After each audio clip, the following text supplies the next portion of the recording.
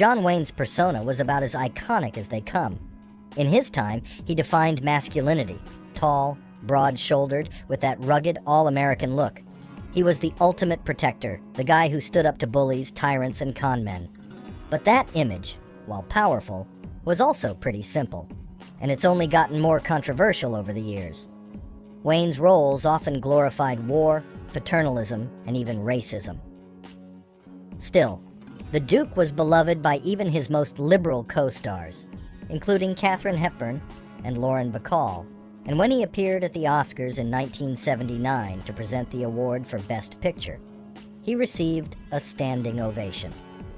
Stepping lightly down the stairs of the set to the stage, the 72-year-old looked as powerful and graceful as ever, but when he reached the microphone, there were tears in his eyes.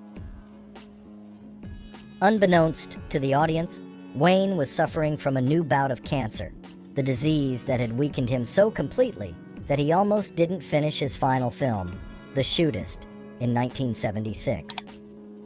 The removal of his left lung had left him in a significantly weakened state during filming, and after suffering several bouts of illness and hospital stays, he just barely made it to the end of production.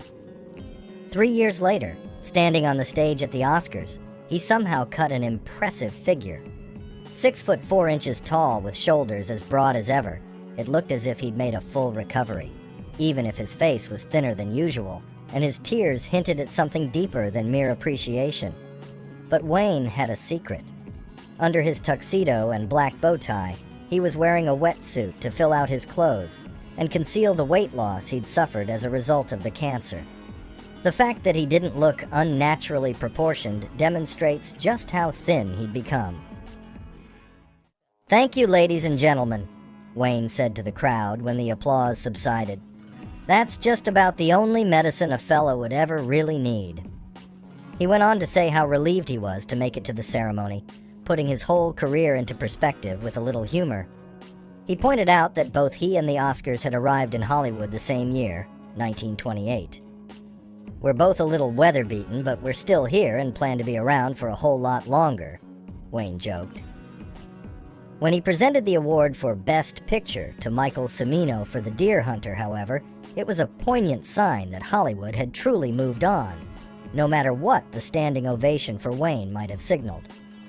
The Deer Hunter doesn't pull any punches in showing the emotional wreckage left by Vietnam, a hard pill for Wayne, who had been one of the war's biggest on-screen champions. Just a decade earlier, he'd directed and starred in The Green Berets, a movie that made the U.S. involvement look downright heroic. Wayne died 2 months after the Oscars ceremony.